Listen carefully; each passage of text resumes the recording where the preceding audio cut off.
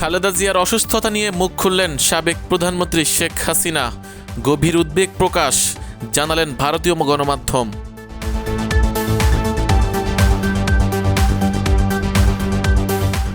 নির্বাচনের মাঠে বিন্দু পরিমাণও খালেদা জিয়া ও বিএনপিকে ছাড় দিল না এনসিপি। রাজনীতির মহলে নানা সমালোচনার ঝড়। এনসিপি ক্ষমতা যাওয়ার লক্ষ্য নিয়ে আসন্ন নির্বাচনে অংশগ্রহণ করছে না, মন্তব্য নাহিদ ইসলামের।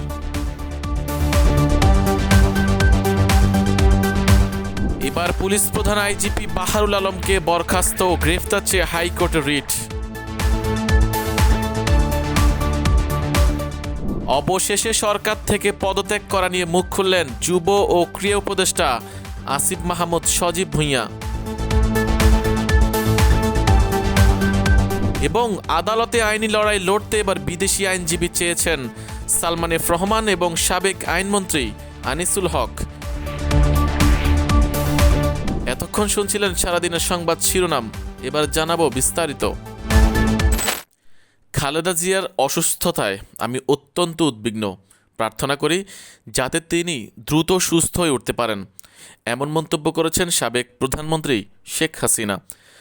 বাংলাদেশের সাবেক প্রধানমন্ত্রী ও আওয়ামী লীগ সভাপতি শেখ হাসিনা, যিনি বর্তমানে দিল্লিতে নির্বাসনে আছেন, তিনি হাসপাতালে চিকিৎসাধীন বিএনপি চেয়ারপারসন বেগম খালেদা জিয়ার স্বাস্থ্যের অবনতিতে গভীর উদ্বেগ প্রকাশ করেছেন বলে ভারতীয় গণমাধ্যম সংবাদ প্রকাশ করেছে। বার্তা সংস্থা IANS লিখেছে, বাংলাদেশের ক্ষমতাচ্যুত প্রধানমন্ত্রী শেখ হাসিনা ইমেইলে এক বিশেষ সাক্ষাৎকারে খালেদা জিয়ার দ্রুত সুস্থতা কামনা করেছেন। খালেদা জিয়ার বর্তমান সংকটাপন্ন শারীরিক অবস্থা এবং তিনি যেখানে চিকিৎসা নিচ্ছেন সেই হাসপাতালের নিরাপত্তা জোরদার করার বিষয়ে প্রশ্ন করা হলে শেখ হাসিনা বলেন, বেগম খালেদা জিয়া অসুস্থ হয়েছেন শুনে আমি অত্যন্ত উদ্বিগ্ন। আমি প্রার্থনা করি তিনি যাতে দ্রুত সুস্থ হয়ে উঠতে পারেন। বাংলাদেশের 54 বছরের ইতিহাসে খালেদা জিয়া ও শেখ হাসিনা মোট 30 বছরের বেশি সময় প্রধানমন্ত্রীর দায়িত্বে ছিলেন।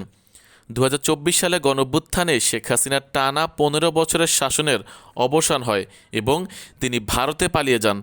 অন্যদিকে সেই পরিবর্তিত পরিস্থিতিতে খালেদা জিয়ার পুরোপুরি মুক্তি মেলে এবং দুর্নীতি মামলার দায় থেকেও আদালত তাকে খালাস দেয়।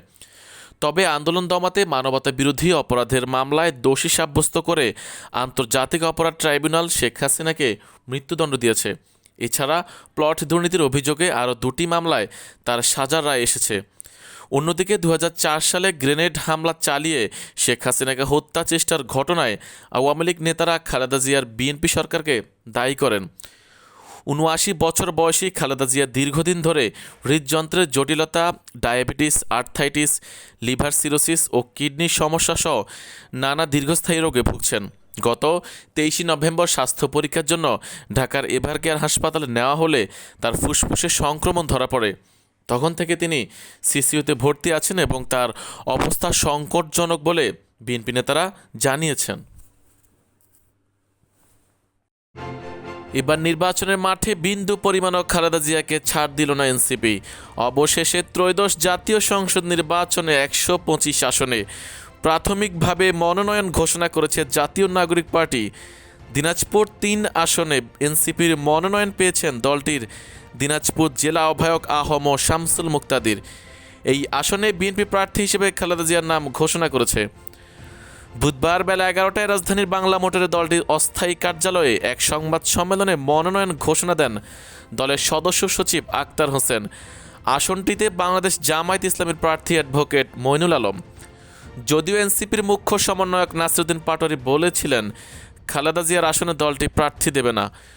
জুলাই গণঅভ্যুত্থানের আলোচিত মুখ ও এনসিপির শীর্ষস্থানীয় নেতাদের মধ্যে দলের আহ্বায়ক নাহিদ ইসলাম ঢাকা 11 আসনে, সদস্য সচিব আক্তার হোসেন রংপুর 4 আসনে, ডাক্তার তাসনিম জারা ঢাকা 9 আসনে, ডাক্তার তাজনুবাত জাবিন ঢাকা 17 আসনে, ঢাকা 18 আসনে নাসিরউদ্দিন পাটোয়ারি এবং নরসিংদী 2 আসনে সারওয়াত তুষার।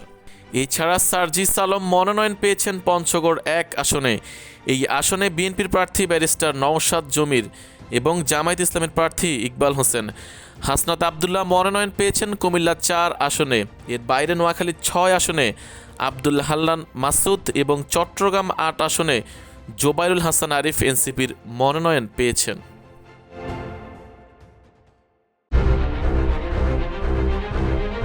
ক্ষমতায় যাওয়ার লক্ষ্য নিয়ে আসন্ন নির্বাচনে জাতীয় নাগরিক পার্টি এনসিপি অংশগ্রহণ করছে না বলে জানিয়েছেন দলের আহ্বায়ক নাহিদ ইসলাম। সংস্কারের অর্জনগুলোকে বাস্তবায়ন করার লক্ষ্যে তারা হ্যাঁ ভোটের প্রচারণা চালাবেন। আজ বুধবার ১২৫ আসনে প্রাথমিক মনোনয়নপ্রাপ্ত প্রার্থীদের নাম ঘোষণার পর সংবাদ সম্মেলনে এই মন্তব্য করেন তিনি। নাহিদ ইসলাম বলেন, আপনারা অনেকেই জিজ্ঞাসা করেন আমরা কয়টা সিট পাবো বা প্রত্যাশা করি। আমরা ক্ষমতা যাওয়ার জন্য এই নির্বাচন করছি না। সিট কয়টা পাবো বা পাবো না এটা বিবেচনা করেও নির্বাচন করছি না। সিট নিশ্চিত করতে হলে আমরা কোনো না কোনো জোটে চলে যেতাম। তো নির্বাচনের লক্ষ্য কি? এনসিপির শীর্ষ নেতা বলেন, আমাদের নির্বাচনের লক্ষ্য ৩০০ আসনে প্রার্থী দিতে যাচ্ছি। যারা জনগণের কাছে যাবে হ্যাঁর পক্ষে প্রচারণা করবে। কারণ এই হ্যাঁ মানে হচ্ছে সংস্কার। হ্যাঁ মানে আমরা গণ অভ্যুত্থানের পরে যতটুকু অগ্রগতি করেছি সেটাকে অব্যাহত রাখা, আমাদের সংস্কারের অর্জনগুলোকে বাস্তবায়ন করা। প্রাথমিক মনোনয়নে যারা বিবেচিত হয়েছে তাদের ধন্যবাদ জানিয়ে নাহিদ ইসলাম আরও বলেন, যারা প্রাথমিক তালিকায় আসতে পারেননি তাদের প্রতি আহ্বান যা থাকবে আমরা অবশ্যই বিবেচনা করব। আক্তার হোসেন বলেন, নাগরিকের স্বার্থ ও যোগ্যতার ভিত্তিতেই মনোনয়ন দেওয়া হয়েছে। স্বচ্ছ প্রক্রিয়া নির্বাচন করার লক্ষ্যে এনসিপি প্রতিশ্রুতিবদ্ধ। এবার পুলিশ প্রধান আইজিপি বাহারুল আলমকে বরখাস্ত ও গ্রেফতার চেয়ে হাইকোর্টে রিট।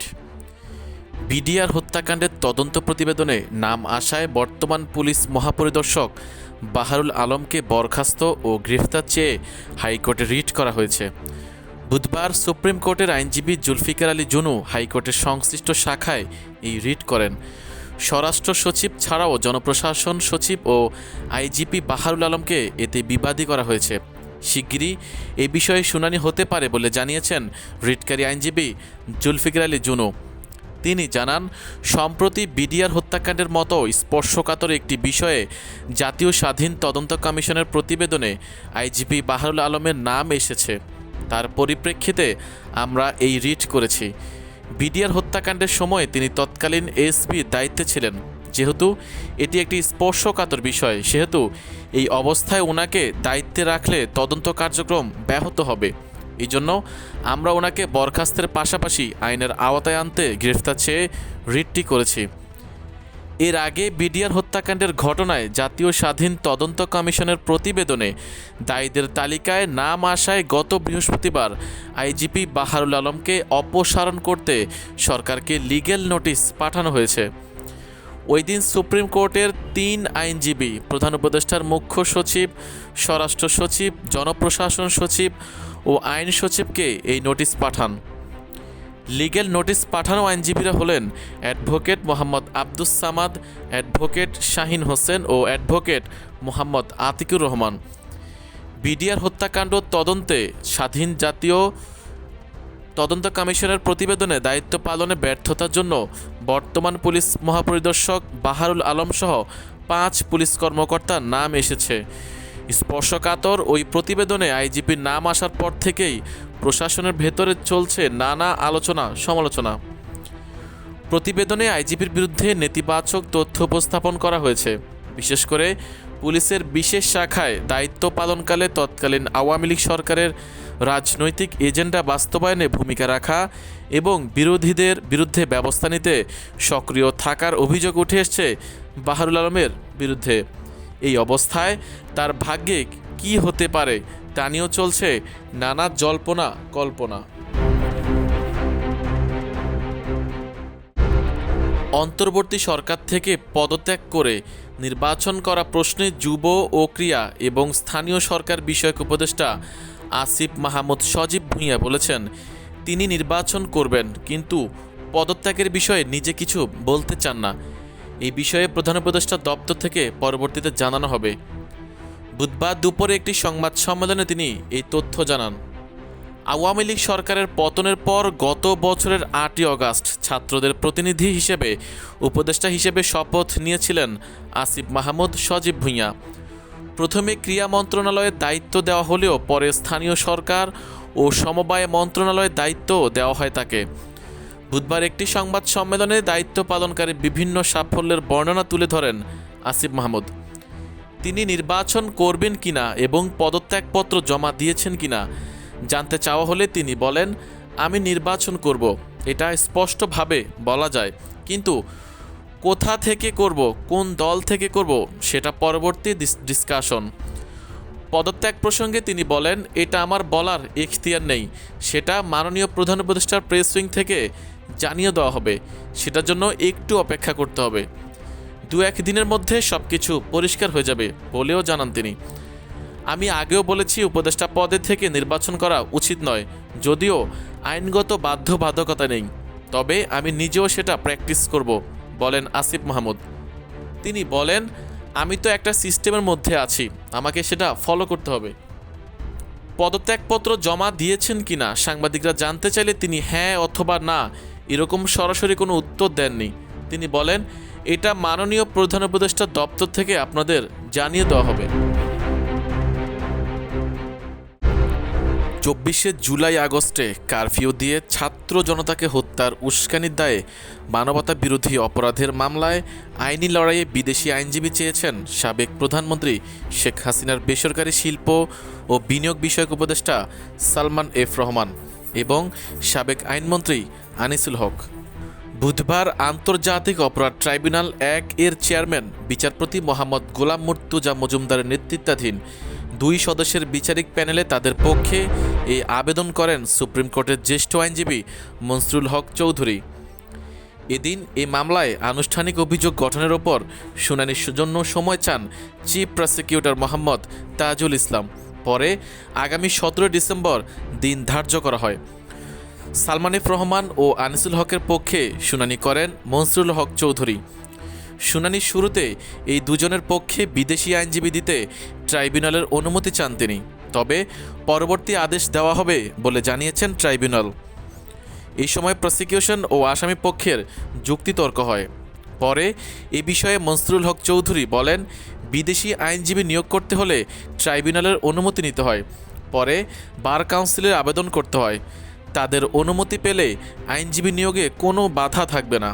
তাই ট্রাইব্যুনালে আমরা সেই দরখাস্ত করার পর আপত্তি দিয়েছে প্রসিকিউশন।